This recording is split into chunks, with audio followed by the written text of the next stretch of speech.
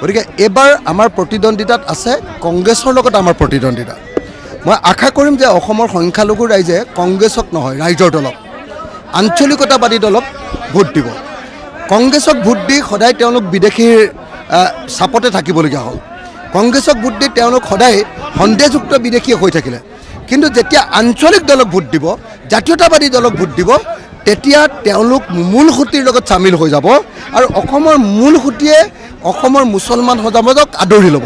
সেইকাৰণে মই আশা কৰোঁ, নহয় জানো, সেইকাৰণে মই আশা কৰোঁ যে কংগ্ৰেছ দলক নহয় ৰাইজৰ দলক ভোট দিয়ক। ৰাইজৰ দলক ভোট দিলে আমি ইয়াতে জিলা পৰিষদ গঠন কৰিব পাৰিম আৰু লগতে 2026 চনত আমি বিজেপিক পূৰা পৰাভূত কৰিব পাৰিম। অসমৰ ইয়াৰ মানুহে সিদ্ধান্ত লৈছে যে মুছলমান সাম্প্ৰদায়িক দল AIDF-ক ভোট নিদিয়ে। ডাইৰেক্ট কৈ দিছে যে নাই আমি হিন্দু সাম্প্ৰদায়িক দলকো ভোট নিদিওঁ, মুছলমান সাম্প্ৰদায়িক দলকো ভোট নিদিওঁ। থাকিলেগে দুটা পাৰ্টি, কংগ্ৰেছ আৰু ৰাইজৰ দল। এতিয়া কংগ্ৰেছক ভোট দিয়াতকৈ ৰাইজৰ দলক ভোট দিয়াটো বহুত ভাল, কাৰণ ৰাইজৰ দলটো হ'ল আঞ্চলিক দল, জাতীয়তাবাদী দল, ইয়াৰ স্থানীয় দল। কংগ্ৰেছৰ হাইকমাণ্ডাৰ আছে, যি মন যায় মানে তেওঁলোকে উল্টা পুল্টা কৰি দিব পাৰে। গতিকে মই আশা কৰিছোঁ যে এইবাৰ নিশ্চয় ৰাইজৰ দলক দলগাঁও বিধানসভা সমষ্টিত ভোট দিব আৰু আমি বিপুল ভোটত জয়লাভ কৰিব পাৰিম। আমাৰ বিহুদীয়া জিলা পৰিষদৰ সদস্য আহমদ আলী আমাৰ এইবাৰ নিশ্চয় জয়ী হ'ব। ধন্যবাদ। মানে মই আচলতে আপোনাৰ বিধায়কজনৰ নাম কি কৈছিলে, মুজিবুৰ ৰহমানৰ প্ৰশ্নৰ উত্তৰ দিব নোখোজোঁ। মুজিবুৰ ৰহমানৰ কথা সকলোৱে জানে যে তেওঁ ডাইৰেক্টলি হিমন্ত বিশ্ব শৰ্মাৰ মানুহ। তেওঁ বিজেপিৰ লগতে থাকে।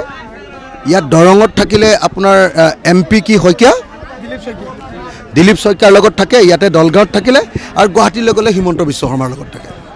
তেওঁ দিনতো থাকে, ৰাতিও থাকে। তেওঁ দিনতো বিজেপি, ৰাতিও বিজেপি। গতিকে তেনেকুৱা মানুহজনৰ প্ৰশ্নৰ উত্তৰ দি কিবা লাভ আছে নেকি? জিকিছে AIDF-ৰ পৰা, মুছলমান সাম্প্ৰদায়িক দলৰ পৰা, আকৌ ছাপৰ্ট কৰে হিন্দু সাম্প্ৰদায়িক দলক, মামাক, হয়নে নহয়? আকৌ ৰাজ্যসভাত ভোট দিয়ে আপোনাৰ বিজেপিক, আকৌ ৰাষ্ট্ৰপতি নিৰ্বাচনতো ভোট দিয়ে বিজেপিক। গতিকে সেই মানুহটোৰ কথা পাতি থাকি কি লাভ? গতিকে এইবাৰ আমাৰ প্ৰতিদ্বন্দ্বিতাত আছে কংগ্ৰেছৰ লগত আমাৰ প্ৰতিদ্বন্দ্বিতা। মই আশা কৰিম যে অসমৰ সংখ্যালঘু ৰাইজে কংগ্ৰেছক নহয় ৰাইজৰ দলক আঞ্চলিকতাবাদী দলক ভোট দিব। কংগ্ৰেছক ভোট দি সদায় তেওঁলোক বিদেশীৰ চাপতে থাকিবলগীয়া হ'ল। কংগ্ৰেছক ভোট দি তেওঁলোক সদায় সন্দেহযুক্ত বিদেশী হৈ থাকিলে। কিন্তু যেতিয়া আঞ্চলিক দলক ভোট দিব, জাতীয়তাবাদী দলক ভোট দিব, তেতিয়া তেওঁলোক মূল সুঁতিৰ লগত চামিল হৈ যাব আৰু অসমৰ মূল সুঁতিয়ে অসমৰ মুছলমান সমাজক আদৰি ল'ব। সেইকাৰণে মই আশা কৰোঁ, নহয় জানো, সেইকাৰণে মই আশা কৰোঁ যে কংগ্ৰেছ দলক নহয় ৰাইজৰ দলক ভোট দিয়ক।